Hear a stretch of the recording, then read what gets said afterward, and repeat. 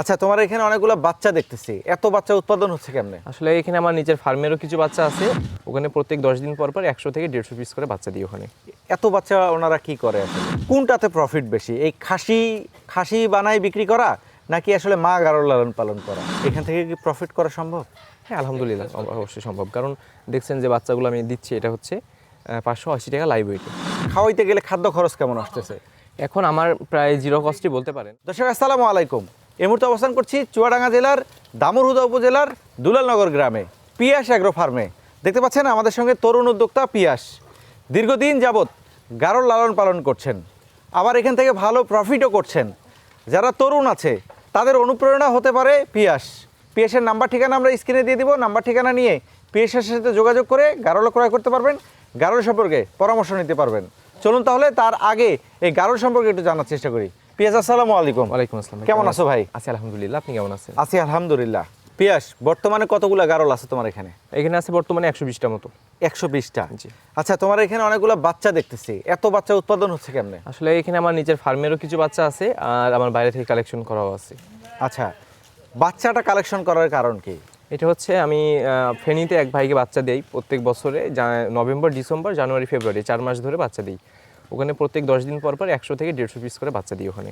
এত বাচ্চা ওনারা কি করে আসলে? ওইগুলো ওনারা খাসি বানায় কোরবানির জন্য রেডি করে। ও, সব ছেলে বাচ্চা নেই? জি, সব ছেলে বাচ্চা। আচ্ছা, এটা ওই খাসি বানায়, ওইটাকে আসলে মোটা তাজাকরণ করে জি। তারপরে বাজারে সেল করে? কোরবানির সময় সেল দিবে। আচ্ছা, কোনটাতে প্রফিট বেশি, এই খাসি বানায় বিক্রি করা নাকি আসলে মা গারল লালন পালন করা? এখন ওনাদের হচ্ছে ওনাদের এলাকাটা হচ্ছে মানে চর এলাকা। হ্যাঁ, ওটা হচ্ছে বর্ষার সময় ডুবে যায়। তো ওই জন্য ওরা হচ্ছে মাগারল রেখে পালন করতে পারে না, প্রোডাকশন করতে পারে না। কারণ যখন বর্ষার সময় যায়, কারণ মাগারল তো প্রচুর পরিমাণে খাদ্য লাগে চারণভূমিতে। কিন্তু খাসিগুলোকে ওনারা চাইলে পরে একবেলা মাঠে দিয়ে আর একবেলা বাসাতে এক্সট্রা খাবার দিয়ে রাখতে পারবে, কিন্তু মাগুলোকে কাঁচা ঘাস খাওয়াইতে হবে। এই জন্য ওনাদের যে 6 মাস মতো হচ্ছে উঁচা জায়গা থাকে, মানে শুকনা জায়গা থাকে, আর 6 মাস পুরো ডুবে থাকে। এই জন্য ওনারা যেই 6 মাস মনে করেন যে চারণভূমি পাবে, এই 6 মাস মাঠে খাওয়াবে, আর বাকি সময়টা কুরবানির আগ মুহূর্তে ওগুলো বাসাতে খাওয়ায়, এক্সট্রা খাবার খাওয়ায়, দানাদার জাতীয় খাবার খাওয়ায়, ওগুলোকে মোটা তাজা করে তখন কুরবানির সময় সেল দিয়ে দিবে। সেক্ষেত্রে তোমার কি মনে হয় যে ওই প্রক্রিয়াটা আসলে লাভজনক না এই খামারটা লাভজনক? অবশ্যই খামারটা বেশি লাভজনক, কিন্তু ওটাতেও মনে করেন যে মানে একবারে একটা অ্যামাউন্ট হাতে পাবে ওরা। যে কিছু দেখা গেলো প্রথমে 5 লাখ কি 6 লাখ টাকার বাচ্চা কিনলো, খাসি বাচ্চা, দেন খাসি বানানোর পর একবারে সেল দিল, দেখা গেলো যে একটা মোটামুটি একটা ভালো একটা অ্যামাউন্ট একবারে হাতে পাবে। কিন্তু আমাদের যে মাগারলগুলো আমরা পালন করি, এগুলো আমরা 12 মাস হাতে টাকা পেয়ে থাকি। যেমন আমার এখানে 100টা মাগারল আছে, এখান থেকে দেখা গেলো প্রত্যেক মাসে 2, 5টা, 10টা করে আমি বাচ্চা পাবোই। তাহলে দেখা যাচ্ছে প্রত্যেক মাসের খরচটা আমার উঠে পড়বে এরকম। আচ্ছা, তুমি এই গারল খামার করতে গিয়া কোনো সমস্যার সম্মুখীন হয়েছিলে কিনা? আসলে ছোট বড় সমস্যার সম্মুখীন হয়েছি অনেক সময়। যেমন সাধারণ সমস্যা বলতে দেখা যাচ্ছে যে বৃষ্টিতে ভিজলো, বর্ষার সময় বৃষ্টিতে ভিজলে পারে যদি আমি পশমটা না কেটে দিই তাহলে পারে ওটা ঠান্ডা জ্বর লাগতে পারে। হ্যাঁ, তবে শীতের সময় এই সমস্যাটা দেখা দেয় না। আর শীতের সময় একটা সমস্যা দেখা দিবে, এটা হচ্ছে আপনার গায়ে ঘা হওয়া, নাক দিয়ে পানি পড়া, চোখ পিস্তানো, এগুলো দেখা দিবে। তবে এগুলো আপনার হচ্ছে ভার্মিক মেরে দিতে হবে সবগুলোকে। শীত আসার শুরুতেই ভার্মিক মারতে হবে। আর বর্ষার শেষ সময় তখন একটা বড় ধরনের সমস্যা দেখা দিতে পারে, সেটা হচ্ছে কলিজা কৃমির কৃমিনাশক। এইগুলো যদি কোনো গারলে না খাওয়ানো থাকে, তখন সেই গারলে পেটের মধ্যে পানি জমে সেই গারলটা আস্তে আস্তে অসুস্থ হয়ে মারা যেতে পারে। এই জন্য যারা খামারিরা আছে সকলে চেষ্টা করবেন যে বর্ষার শেষ মুহূর্তে তখন যেন প্রত্যেকটা গারলকে আপনারা কলিজা কৃমি করে দেন, অথবা বর্ষার শুরুতে। এই যে শীত আসতেছে, অনেকের ভিতরে একটা ভয় থাকে। অনেক খামারি দেখি, ছাগলের খামারি, শীত আসার শুরুতে সব ছাগল বিক্রি করে দেয়, কিছু ছাগল রাখে। আবার বর্ষা যখন শুরু হয়, বর্ষার আগেও সব ছাগল বিক্রি করে দেয়, কিছু রাখে। আসলে একজন প্রকৃত খামারের কি এটা করা ঠিক? না, আমি মনে করি ঠিক না। আপনি যদি খামারি হবেন তাহলে আপনি ভয় পেয়ে কেন ছেড়ে দিবেন এগুলা? আপনি এতদিন ধরে পালতেছেন, সেই জিনিসগুলোর প্রতি অবশ্যই একটা মায়া দয়া হয়েছে। আর তার থেকে বড় কথা হচ্ছে যে আমি খামারি, আমি কেন বিক্রি করবো? আমি তো চেষ্টা করবো আমার জিনিসগুলোকে টিকে রাখার জন্য, তাই না? তো আমার যখন সমস্যা হবে আমি তার সমাধান নিতে পারবো। অবশ্যই তার চিকিৎসা করতে হবে, চিকিৎসা করে দেখতে হবে। যেমন আমার গারলগুলো আমি পালতেছি, আমি তো খালি 12 মাস না পাললেও তো পারবো। যখন আমার সুযোগ ভালো দেখবো তখন পালন করলাম, যখন সুযোগ খারাপ থাকবে তখন পালন করতে গেলে একটা খামারি হওয়া যায় না। তাহলে সেটা এখন ব্যাপারই বললেই চলে, বা ব্যবসায়িক। আমি যখন পালবো তো 12 মাসই পালবো। আর সমস্যা তো বললামই, শীতের সময় ভার্মিকটা করে দিতে হবে, আর কলিজা কৃমির কৃমিনাশক, এই 3টা চিকিৎসা কন্টিনিউ করতে হবে ডেট বাই ডেট। তাহলে ইনশাল্লাহ কোনো সমস্যা হবে না। তোমার অভিজ্ঞতা থেকে বলবা, এই যে খামার দীর্ঘদিন যাবত চালাই নিচ্ছ, এর মধ্যে আসলে মানে এমন কি কোনো সমস্যা হয়েছিল যে একটার পর একটা গারল মারা যাচ্ছে, আবার সেগুলিকে রিকভার করার জন্য ট্রিটমেন্ট দিতে হচ্ছে? হ্যাঁ, এটা একটা হয়েছিল, আমি একটা লট নিয়ে আসছিলাম বাইরে থেকে, মানে আমাদের চুয়াডাঙ্গা জেলার ভিতরে একটু দূর থেকে নিয়ে আসছিলাম।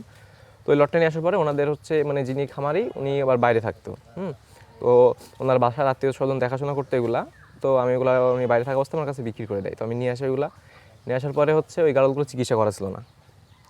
তো আমি নিয়ে আসার পর প্রাথমিক চিকিৎসা যেগুলো ওগুলো করছিলাম, কীটনাশক করছিলাম, কিন্তু কলিজা কৃমি ভার্মিক এগুলো কোনোটাই করানো ছিল না। তো আমি যখন বুঝতে পারি যে এগুলার আপনার আস্তে যখন দুইটা দুর্বল হয়ে পড়লো, তখন দেখলাম যে চোখ টোক ধরে দেখলাম পুরো সাদা হয়ে গেছে, পেটের মধ্যে পানি। হ্যাঁ, তখন আমি এগুলোকে কলিজা কৃমি করানোর পরে মনে হয় 3-4টা গাড়ল মারা গেছিলো, মানে এগুলো একদমই লাস্ট স্টেজে চলে গেছিলো, এই জন্য ওগুলো রিকভার করতে পারিনি। তবে বাদবাকি যেগুলো ছিল এগুলো আলহামদুলিল্লাহ সুস্থ হয়ে গেছিলো। তোমার কি মনে হয়, তুমি যদি নতুনভাবে খামার শুরু করো, জি। তুমি কোথায় থেকে আসলে গারল ক্রয় করবা? খামার থেকে নাকি হাট থেকে নাকি নতুন মানুষের কাছ থেকে? আমার মনে বলে খামার থেকে কালেকশন করাটাই বেটার।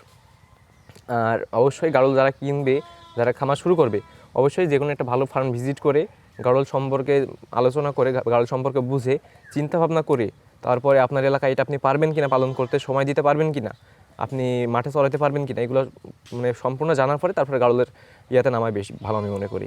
সব খামারই বলে যে নতুন যারা খামার করবে তারা যেন প্রেগনেন্ট গারল দিয়ে খামার শুরু করে। জি। আচ্ছা, প্রেগনেন্ট দিয়ে গারল দিয়ে আমি খামার শুরু করলাম, কিন্তু আমার কোন কোন ভুলের কারণে প্রেগনেন্ট নিয়ে যাওয়ার পরেও আমি লস করতেছি? এখন আপনার দেখা যাইতে পারে যে আপনি একদমই মানে বেশি দিনে প্রেগনেন্ট, যে এত গাড়ল কিন্তু 150 দিনে বাচ্চা দেয়। তো দেখা যাচ্ছে আপনি 4 মাস প্লাস প্রেগনেন্ট নিয়ে যাচ্ছেন এখান থেকে চট্টগ্রাম কিন্তু 600 কিলো প্লাস। তাইলে এখান থেকে যে আপনি একটা প্রেগনেন্ট গাড়ল জার্নি করাবেন 600 কিলোর কাছাকাছি, তো তাহলে সেই গাড়লটাতে প্রেগনেন্সি সমস্যা হইতেই পারে, একটা দিক গেল। আবারও দেখা যাচ্ছে আপনার যে খামারটা থেকে আপনি নিচ্ছেন সেই গাড়লে ঠিকমতো চিকিৎসা করা নাই, অথবা গাড়লটার কোনো সমস্যা আছে, আপনি নতুন, আপনি হয়তো বুঝবেন না। হ্যাঁ, এরকম আমি অনেক দেখছি অহরহ। ব্রাহ্মণবাড়িয়া এক ভাইকে কিছুদিন আগে কিছু গাড়ল দিছিলাম 28 পিস মতো। তো ওনারা আমার এখান থেকে নেওয়ার আগে আরেকটা ফার্ম থেকে নিছিল না, ওনারা কিন্তু ইয়াং নতুন উদ্যোক্তা, 3জন মিলে পার্টনারশিপে শুরু করছে। তো ওনারা যেখান থেকে নিছিল মানে 31টা নিছিল, তো নেওয়ার পরে প্রায় 10-15টা মারা গেছে।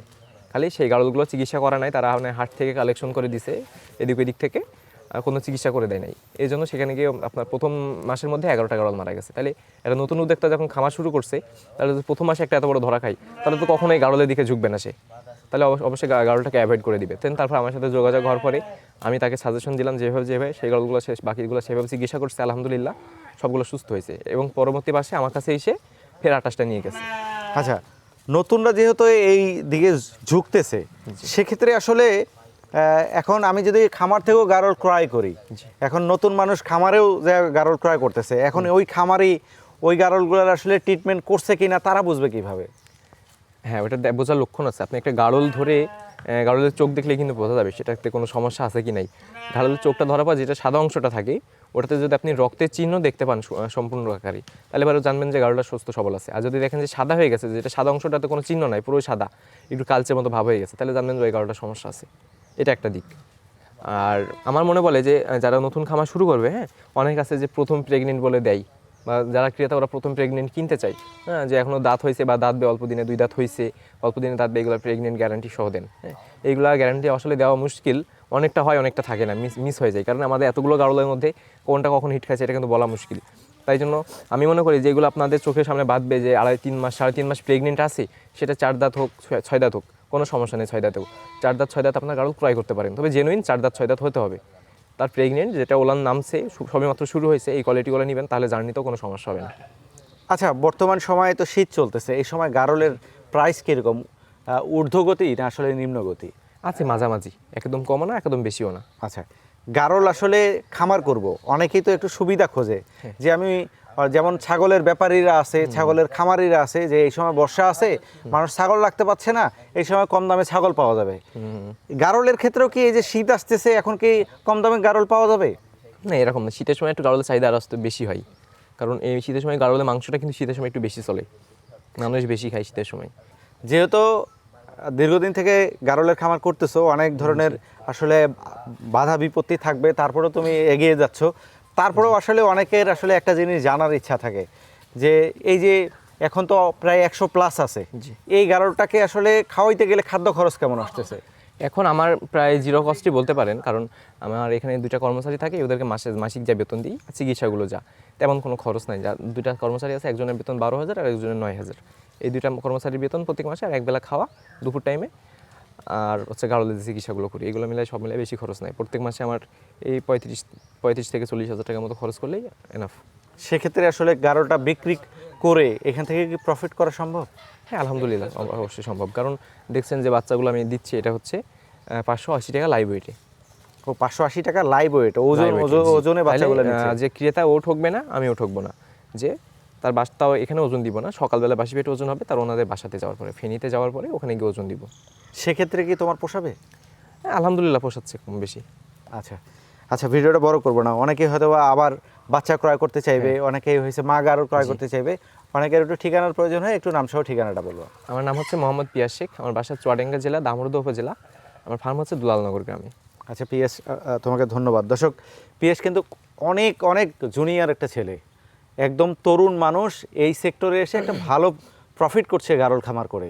তো পিএসের সাথে যোগাযোগ রাখলে, যারা নতুন উদ্যোক্তা রয়েছেন, নতুন করে খামার করবেন, পিএসের সাথে যোগাযোগ রাখলে আপনাদের যদি কোনো পরামর্শ লাগে পরামর্শ নিতে পারবেন। পাশাপাশি নতুনভাবে খামার শুরু করবেন বা অনেক পুরাতন খামারই আছেন যারা বিশ্বস্ত মানুষ খোঁজেন, তারা পিএসের সাথে যোগাযোগ করলে এখান থেকে গারল ক্রয় করে নিয়ে যেতে পারবেন। ভিডিওটা ধৈর্য ধরে দেখলেন, আপনাদেরকে অসংখ্য ধন্যবাদ। পেশ, এই যে শীতের সকালে আমাকে সময় দিলে তোমাকে ধন্যবাদ। জি ইনশাল্লাহ, ধন্যবাদ আপনাকে।